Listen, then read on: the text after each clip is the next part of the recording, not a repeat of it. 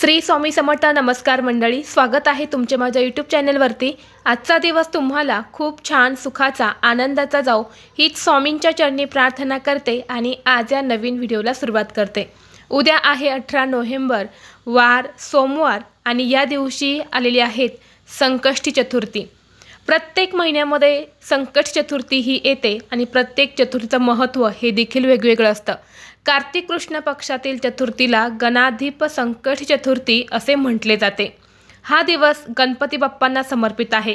विघ्नहर्त्या गणरायाकडे संकट दूर कर असा वर मागितला जातो। संकष्ट अर्थात संकटांना दूर करणारी किंवा संकटांवर विजय मिळवून देणारी अशी ही तिथी म्हणजेच संकष्टी चतुर्थी। संकष्टी या शब्दाचा अर्थ कठीण प्रसंगातून सुटका करणे। कोणत्याही प्रकारचे दुःख असेल तर त्यापासून मुक्त होण्यासाठी या चतुर्थीला उपवास केला जातो आणि हा उपवास चंद्रोदय होईपर्यंत सोडला जात नाही।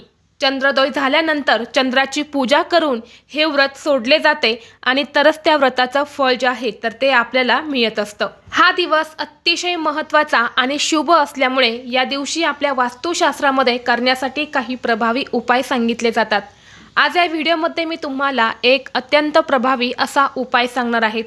उद्या सोमवारी गणाधिप संकष्टी चतुर्थीला तुम्ही उपवास नाही केला तरीही चालेल, पण सकाळीच घरात या झाडाचं एक पान आणा। हे पान आणल्याने 7 पिढ्यांचं दारिद्र्य हे नष्ट होईल। कोणताही शत्रू हा घरी येऊन माफी मागेल। कितीही कठीणातील कठीण इच्छा ही तुमची पूर्ण होईल।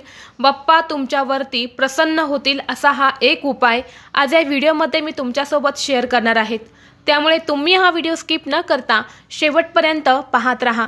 चॅनलवरती नवीन असाल तर सबस्क्राइब करा आणि असेच माहितीपूर्व नवनवीन व्हिडिओ पाहण्यासाठी बेल आयकॉनला प्रेस करा आणि कमेंट बॉक्समध्ये ओम गण गणपतये नमः नक्की लिहा। आज या व्हिडिओमध्ये मी तुम्हाला जो उपाय सांगणार आहे तर हा उपाय तुम्हाला उद्या सकाळी 12 वाजण्याच्या अगोदर करायचा आहे। 12 वाजण्याच्या अगोदर या झाडाचं एक पान आपल्याला घरात आणायचं आहे। जर तुमच्या मनामध्ये भरपूर दिवसापासून एखादी इच्छा असेल, प्रत्येकाच्या मनामध्ये इच्छा ही असतेच आणि ती इच्छा पूर्ण होण्यासाठी आपण आयुष्यामध्ये भरपूर प्रयत्न कष्ट करत असतो, परंतु कधी कधी कितीही प्रयत्न केले आणि कितीही कष्ट केले तरीही आपल्या कोणत्याही इच्छा पूर्ण होत नाही।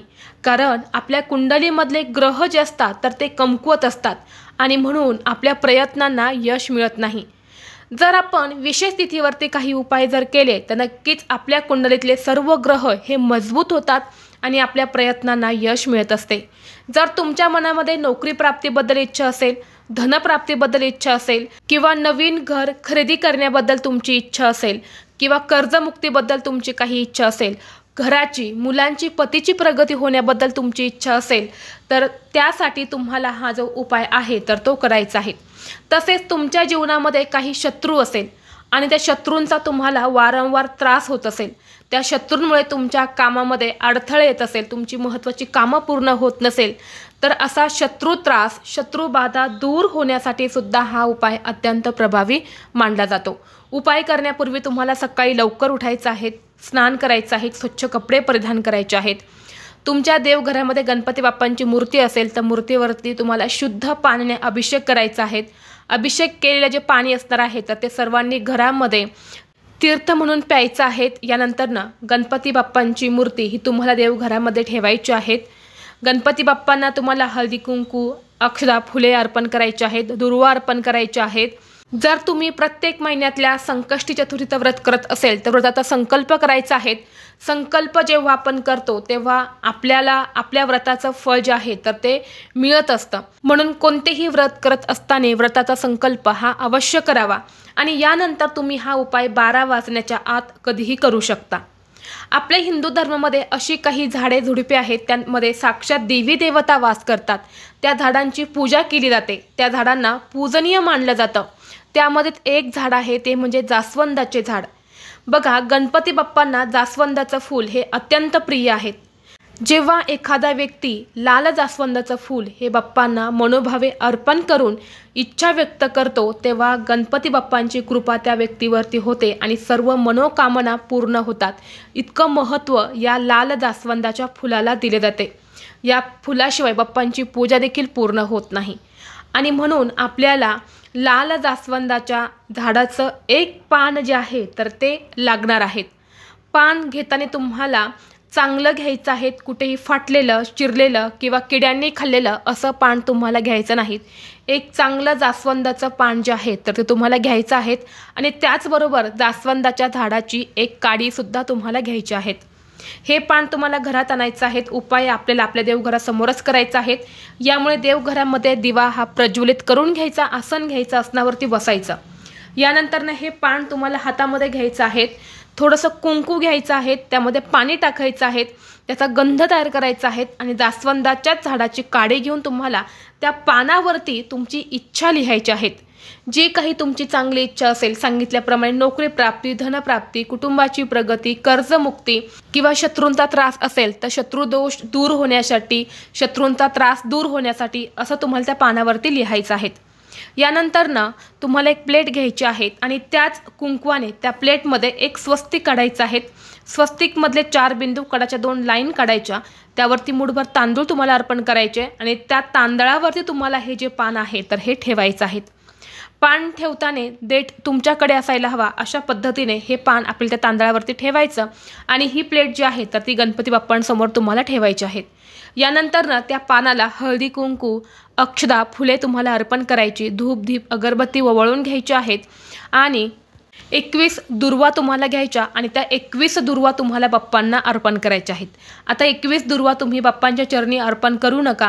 दुर्वा या बाप्पांनी ग्रहण केल्या होत्या म्हणून दुर्वा तुम्हाला हातावरती ठेवायच्या आहेत। यानंतर गणपती बाप्पांसमोर बसून तुम्हाला एक वेळा गणपती अथर्वशीर्षमचं पठण करायचं आहे, एक वेळा तुम्हाला गणपती बाप्पांचं संकटनाशक स्तोत्राचं पठण करायचं आहे आणि दोन्ही हात जोडून गणपती बाप्पांना तुम्ही जी इच्छा त्या पानावरती लिहिली आहे तर ती इच्छा पूर्ण होण्यासाठी मनोभावे तुम्हाला प्रार्थना करायची आहेत।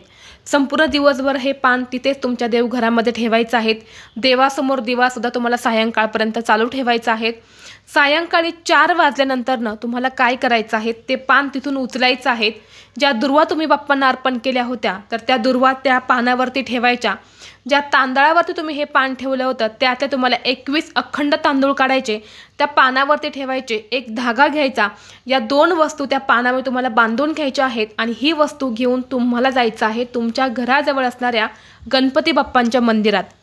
गणपती बाप्पांच्या मंदिरात गेल्यानंतर सर्वप्रथम गणपती बाप्पांना हळदी, कुंकू, अक्षता, फुले तुम्ही अर्पण करा आणि यानंतर ही जी वस्तू असणार आहे म्हणजे हे जे पान असणार आहे तर हे तुम्हाला बाप्पांच्या चरणी अर्पण करायचं आणि बाप्पांना सांगायचं आहे की जी काही तुमची इच्छा आहे तर ती लवकरात लवकर पूर्ण करा।